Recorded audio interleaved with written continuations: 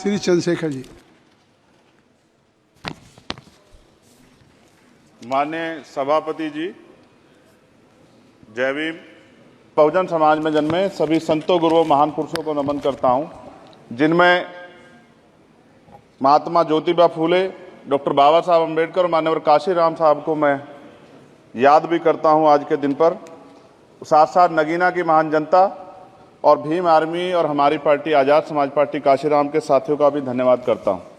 इसके बाद अपने कुल गुरु जगत गुरु सदगुरु रविदास जी महाराज को भी मैं नमन करता हूं, जिन्होंने दुनिया को लगभग 600 साल पहले बेगमपुरा शहर के रूप में दुनिया का सबसे महान लोकतांत्रिक दर्शन दिया। अध्यक्ष महोदय, माननीय सभापति जी, 14 अगस्त 1947 को ये देश अंग्रेजों के अधीन था। 15 अगस्त 1947 को हम लोग आज़ाद हुए। 16 अगस्त 1947 को देश आज़ादी में था, लेकिन धन धरती राजपाट में बंटवारा नहीं हुआ। जो साधन संसाधन थे उनमें बंटवारा सही रूप से न होने के कारण एक बहुत बड़ी आबादी सुविधाओं से वंचित और सम्मान से वंचित रह गई। उनको सम्मान देने के लिए और अंतिम व्यक्ति तक सुविधाएं पहुंचे, इसके लिए लोकतंत्र की व्यवस्था हुई। लेकिन आज़ादी के 70 साल बाद भी हम कहाँ खड़े हैं, इस पर ये चिंता का विषय है। मैं मानता हूं कि सामाजिक न्याय तभी होगा माननीय सभापति जी, जब जातीय जनगणना पूरी होगी और जातीय जनगणना कराई जाएगी और साथ साथ संख्या के आधार पर आरक्षण जो है वंचित वर्गों का बढ़ाया जाएगा। उसके साथ साथ जब राष्ट्रपति जी अभिभाषण पर बात रख रही थी तो उन्होंने शहरी और ग्रामीण क्षेत्रों के विकास की बात कही और ये भी कहा कि दुनिया में सबसे उत्तम शहर हमारे यहाँ बने। लेकिन माननीय सभापति जी, 70% आबादी तो गांव में निवास करती है, तो गांव की आबादी के बारे में भी सोचना होगा कि उनका जीवन कैसे बदले। माननीय सभापति जी, उच्च शैक्षणिक संस्थानों में बहुजन समाज के जो छात्र हैं उनके साथ कास्ट एट्रोसिटी हो रही है, निरंतर उनकी हत्या हो रही है। साथ साथ जो सरकारी कर्मचारी हैं दफ्तरों में, उनके साथ भी जो SC ST OBC और मुस्लिम और अन्य धार्मिक अल्पसंख्यक उनके साथ भी माननीय सभापति जी जातिगत और धार्मिक जो है शोषण किया जा रहा है। इसलिए मेरी मांग भी है कि पुरानी पेंशन को भी अध्यक्ष जी बहाल किया जाए। जो कर्मचारी देश की सेवा में लगे हैं उनका भी सम्मान होना चाहिए। साथ साथ सभापति जी, भाजपा ने चुनावी लाभ के लिए सबका साथ सबका विकास के नारे दिए जो खोखले हैं, क्योंकि 10 साल में दलित, पिछड़े, आदिवासी, मुस्लिम और अन्य धार्मिक अल्पसंख्यक जो अत्याचार हुए हैं वो किससे छिपे हुए नहीं हैं। ये गलत है, ये बंद होना चाहिए। सभापति महोदय जी, महामहिम राष्ट्रपति जी के अभिभाषण में निजी क्षेत्रों में SC ST OBC को रिजर्वेशन देने का कोई उल्लेख नहीं हुआ है, जो कि आज चर्चा का विषय, क्योंकि 98% प्राइवेट सेक्टर है, 2% सरकारी सेक्टर है, तो 98% प्राइवेट सेक्टर में भी हमारी हिस्सेदारी की बात होनी चाहिए। माननीय सभापति जी, आशा कार्यकर्ताओं, आंगनबाड़ी वर्करों, भोजन माताओं के वेतन वृद्धि पे भी कोई उल्लेख नहीं हुआ है, वो भी अभी नंगे, उन पर भी सोचना पड़ेगा।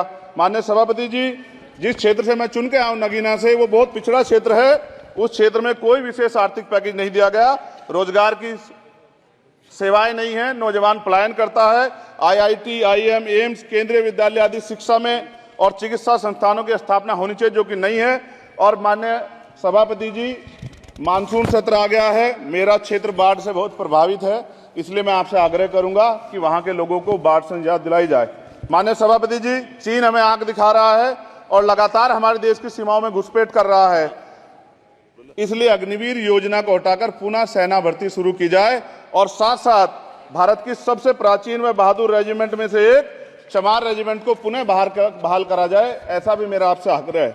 माननीय सभापति जी, पिछले सारे प्रधानमंत्रियों ने मिलकर जितना कर्ज लिया है उससे दुगना कर्ज हमारे वर्तमान के प्रधानमंत्री जी ने लिया है। किसान अगर अपना कर्ज माफ कराने के लिए जाता है तो लाठी झेलनी पड़ती है, जबकि सरकार ने धन्ना सेठों का 15 लाख करोड़ रुपया माफ किया है। इस ओर हमें ध्यान देना पड़ेगा, हमारी आने वाली पीढ़ियों को ये कर्ज चुकाना पड़ेगा। माननीय सभापति महोदय जी, किसानों को MSP की लीगल गारंटी तथा किसानों का कर्ज माफ होना चाहिए। साथ साथ 2 अप्रैल 2018 को SC ST के बच्चों पे बहुत बड़े पैमाने पे मुकदमे लगे थे, वो हमारी लड़ाई सही थी, ये सुप्रीम कोर्ट ने माना और बाद में सरकार ने माना, वो मुकदमे तुरंत वापस होने चाहिए। माननीय सभापति जी, प्रेस जो है उस पर भी शिकंजा कसा जा रहा है। जो पत्रकार सरकार के खिलाफ बोलता है नौकरी से हाथ धोना पड़ता है, और सोशल मीडिया हमारा हथियार है, उस पर तरह तरह के प्रतिबंध लगाए जा रहे हैं और विरोध करने वालों को सोशल मीडिया हैंडल भी सस्पेंड करा दिए जा रहे हैं। साथ साथ सभापति जी, पेपर लीक और परीक्षाओं के कैंसिल होने से देश के नौजवानों का भविष्य खतरे में है। नीट, यूपी सिपाही भर्ती सभापति जी और 69,000 शिक्षक भर्ती में आरक्षण घोटाला हुआ है, कोई पूछने वाला नहीं, खून के आंसू रो रहे हैं बच्चे, बेरोजगारी का दंश युवा झेल रहे हैं।